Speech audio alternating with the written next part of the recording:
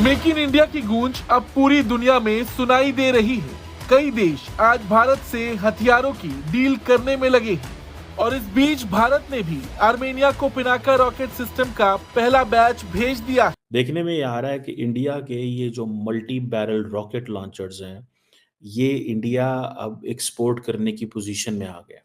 ये आपको ये बताता है कि इंडिया ने जो अपनी डिफेंस कैपेबिलिटीज़ हैं, कैपेसिटी है, उसको बहुत बढ़ा लिया है।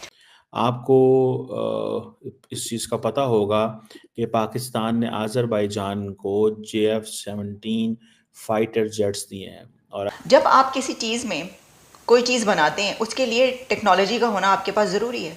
यानी अगर हम इसी तरह देखें, हम कहेंगे कि क्या पाकिस्तान की बात करें कि क्या पाकिस्तान हर चीज़ बना लेगा जो भारत बनाता है? नहीं बना सकता ना। इसकी अगर आप देखें बैटलफील्ड में इसको देखें तो ये इसकी रेंज तकरीबन 40 किलोमीटर तक है, जो कि बढ़ के 75 किलोमीटर तक हो सकती है। तो वो इसके ऊपर बड़ा वो कहते भी रहते हैं कि देखिए हर चीज़ की आज़ादी है भारत को, लेकिन पाकिस्तान को आज़ादी हासिल नहीं है। आर्मेनिया ने अजरबैजान से लड़ने के लिए और अपनी रक्षा क्षमता को बढ़ाने के लिए हमेशा भारत की मदद ली है। तो एक चीज ज़हन में रखें कि India is supplying weapons to Armenia, Pakistan is supplying to Azerbaijan. Capability होना भी तो ज़रूरी है। वहाँ पर तो पैसा ही नहीं है। अब पैसा ही नहीं होगा तो आप बनाएंगे क्या?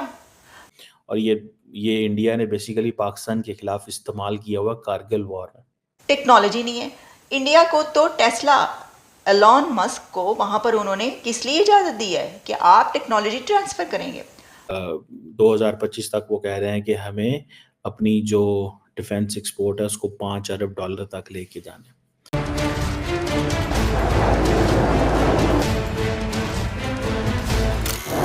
जय हिंद दोस्तों, लेटेस्ट न्यूज़ फॉर इंडिया में आपका स्वागत है। दोस्तों, स्वदेशी मल्टी बैरल रॉकेट लॉन्चर में बढ़ती वैश्विक रुचि के बीच भारत ने आर्मेनिया को अत्यधिक सक्षम पिनाका रॉकेट की सप्लाई शुरू कर दी है। दोस्तों, DRDO द्वारा विकसित रॉकेट लॉन्चर की सप्लाई लगभग उसी समय शुरू हुई थी जब भारत ने उस देश को आकाश जैसी वायु रक्षा मिसाइल सिस्टम की सप्लाई शुरू की थी। दोस्तों, Pinaka multi barrel rocket launcher system की पहली खेप आर्मेनिया को सप्लाई की गई है। यह एक अत्यधिक सक्षम हथियार प्रणाली है जिसके डिफरेंट वर्जन 80 किलोमीटर से अधिक दूरी के लक्ष्यों पर हमला कर सकते हैं। इन हथियारों की सप्लाई के लिए भारतीय कंपनियों और आर्मेनिया के बीच एग्रीमेंट पर करीब 2 साल पहले लंबी बातचीत के बीच हस्ताक्षर किए गए थे। दोस्तों, अमेरिका और फ्रांस के साथ अब आर्मेनिया भी भारतीय हथियारों और उपकरणों के 3 सबसे खरीदारों में से एक बन गया है। दक्षिण पूर्व एशिया और यूरोप के कई अन्य देशों ने पिनाका रॉकेट में रुचि दिखाई है और हमारे भारतीय सेना भी उन्हें बड़े पैमाने पर शामिल करने पर विचार कर रही है। दोस्तों, भगवान शिव के दिव्य धनुष के नाम पर इस रॉकेट सिस्टम का नाम रखा गया है। अब भारत एक्सपोर्ट मार्केटिंग के लिए स्वदेशी सिस्टम को आगे बढ़ा रहा है और इस क्षेत्र में 2014 से अब तक 3 गुना ज़्यादा सफलता हासिल करने में सक्षम रहा है। दोस्तों, यह मल्टीपल रॉकेट लॉन्चर सिस्टम पहले से ही भारतीय सेना की सेवा में है और इसे चीन और पाकिस्तान की सीमाओं पर तैनात किया गया है। इस रॉकेट सिस्टम ने अपना पहला युद्ध 1999 में पाकिस्तान के खिलाफ कारगिल युद्ध में मुंहतोड़ जवाब दिया था। हिमालय की ठंडी पर्वत श्रृंखलाओं में लड़ाई में पिनाका ने पहाड़ की चोटियों पर पाकिस्तानी ठिकानों को बेअसर कर दिया था। दोस्तों, पिनाका सिस्टम की सबसे अच्छी विशेषता यह है कि एक रेजिमेंट में 1 मिनट से भी कम समय में कई दिशाओं में 12 रॉकेट दाग सकती है और फिर रेजिमेंट को कुछ ही मिनटों में पुनः स्थापित कर सकता है। और सबसे अच्छी बात यह है कि प्रत्येक लॉन्चर को स्वतंत्र रूप से संचालित किया जा सकता है। रॉकेट को अलग अलग या एक साथ अलग अलग दिशाओं में दागा जा सकता है। तो दोस्तों, भारत की इस उपलब्धि को लेकर पाकिस्तानी मीडिया क्या कर रही है, आइए देखते हैं। दोस्तों, भारत ने indigenously developed Pinaka rocket launchers जो हैं वो आर्मेनिया को सप्लाई करने शुरू कर दिए हैं और देखने में ये आ रहा है कि इंडिया के ये जो मल्टी बैरल रॉकेट लॉन्चर्स हैं, ये इंडिया अब एक्सपोर्ट करने की पोजीशन में आ गया।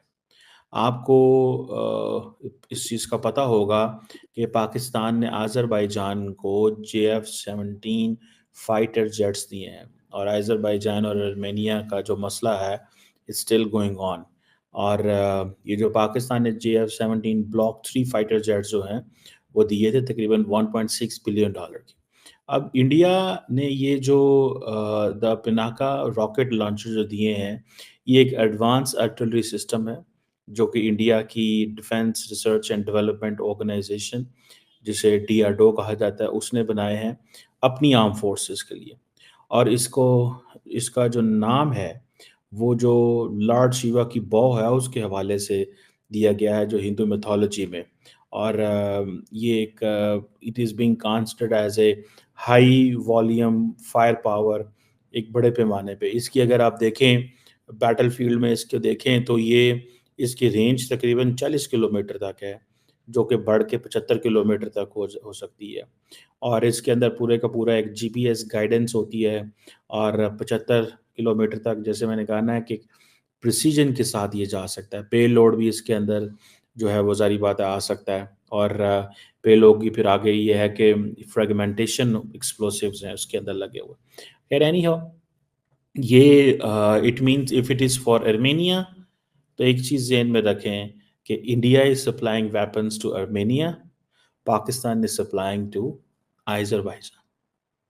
सो इंडिया का ये जो पिनाका सिस्टम है ये बनाया तो उन्होंने 80s में था, और ये बेसिकली एक रशियन BM-21 कैट सिस्टम होता था, ये उसको उन्होंने रिप्लेस किया है। और ये इंडिया ने बेसिकली पाकिस्तान के ख़िलाफ़ इस्तेमाल किया हुआ कारगिल वॉर में।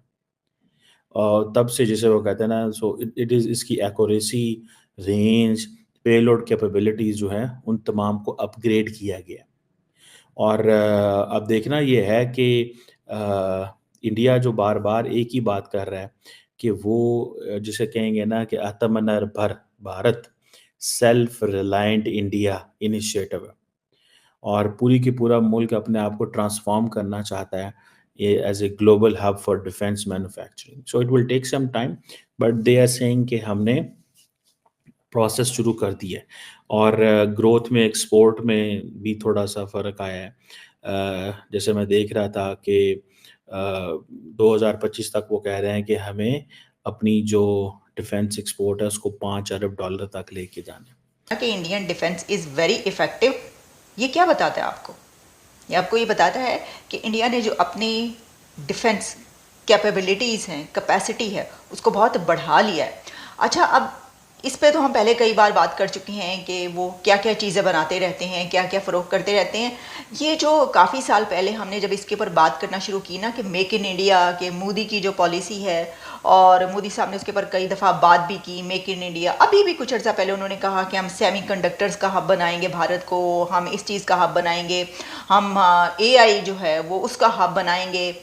तो वो वहाँ पर जो ट्रांसफ़र ऑफ टेक्नोलॉजी है वो भी बहुत हो रहा है। देखिए ना, जब आप किसी चीज़ में कोई चीज़ बनाते हैं उसके लिए टेक्नोलॉजी का होना आपके पास ज़रूरी है। यानी अगर हम इसी तरह देखें, हम कहेंगे कि क्या पाकिस्तान की बात करें कि क्या पाकिस्तान हर चीज़ बना लेगा जो भारत बनाता है? नहीं बना सकता ना, उसके बहुत सारे एंगल्स हैं, बहुत ही। पाकिस्तान की तरफ तो खैर कुछ भी, वो जो आपको पता है अभी कुछ दिन पहले जो चाइना की तरफ से चाइनीज़ कंपनी ने सप्लाई किया था सामान, वहाँ पर जो इक्विपमेंट और जो भी था उसके ऊपर सैंक्शंस लग गई उन कंपनीज़ के ऊपर, चाइनीज़ कंपनीज़ के ऊपर। तो वहाँ पर तो इस तरह के भी बड़े मसाइल हैं ना, बहुत इश्यूज़ है। तो वो इसके ऊपर बड़ा वो कहते भी रहते हैं कि देखिए हर चीज़ की आज़ादी है भारत को, लेकिन पाकिस्तान को आज़ादी हासिल नहीं है। पाकिस्तान को तो पहले और बहुत सारी आज़ादियाँ जो हैं वो तो पहले पहुँच जाए वहाँ पर। तो मसला ये है कि कैपेबिलिटी होना भी तो ज़रूरी है। वहाँ पर तो पैसा ही नहीं है। अब पैसा ही नहीं होगा तो आप बनाएंगे क्या? टेक्नोलॉजी नहीं है। इंडिया को तो टेस्ला, एलॉन मस्क को वहाँ पर उन्होंने किस लिए इजाज़त दी है कि आप टेक्नोलॉजी ट्रांसफ़र करेंगे। दुनिया की बड़ी कंपनीज जो भारत जाती हैं उनको वहाँ पर क्यों इजाज़त दी जाती है? क्योंकि वो कहते हैं कि आप टेक्नोलॉजी ट्रांसफ़र करेंगे। वो तो टेक्नोलॉजी लेते हैं और फिर वो लोगों को वहाँ पर आने देते हैं। तो कोई कंट्री उस वक्त ऐसा कर सकता है जब वहाँ पर धड़ाधड़ लोग जाने के लिए बेचैन हो, दुनिया की बड़ी से बड़ी कंपनी। दोस्तों, रूस के बाद फ्रांस भारत का दूसरा सबसे बड़ा रक्षा सप्लायर है, और वो भारत को याद दिलाना नहीं भूलता है कि वह भारत के साथ अपने रक्षा संबंधों को लेकर अड़िग है। दोस्तों, फ्रांस के एक अधिकारी ने बीते दिनों कहा था कि हम हर अच्छे बुरे समय में आपके साथ खड़े रहे हैं। उन्होंने आगे कहा कि यह बात आपके अन्य पश्चिमी भागीदारों के बारे में नहीं कही जा सकती है, लेकिन फ्रांस एकमात्र पश्चिमी देश है जो 1998 के परमाणु परीक्षण के बाद अमेरिका द्वारा लगाए गए प्रतिबंधों के बाद भी भारत के साथ खड़ा था, जिससे उसकी इकोनॉमी को नुकसान पहुंचा था। लेकिन पिछले एक दशक में फ्रांस रूस के बाद भारत का सबसे बड़ा हथियार सप्लायर बन गया है। दोस्तों, यूक्रेन युद्ध के बाद प्रतिबंधों के कारण भारत को रूस से हथियार प्राप्त करना मुश्किल हो रहा था, जिससे भारत फ्रांस के बीच हथियारों के व्यापार को बढ़ावा मिला। अब वही फ्रांस भारत से पिनाका रॉकेट सिस्टम लेने की तैयारी कर रहा है।